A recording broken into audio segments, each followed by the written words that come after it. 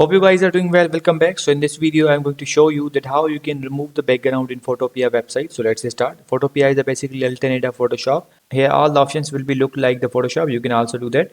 So let's start. So first of all, what you need to do, we have to click on the file and then we have to click on the open. So open the file, open the picture which we want to remove the background. So let's select the picture. So basically, I'm going to select the pictures here. So as you can see, for example, I'm going to select this one and now let's click on the open. And after clicking on the open, as you can see, the picture is here. Now simply what we need to, we have to click on the select.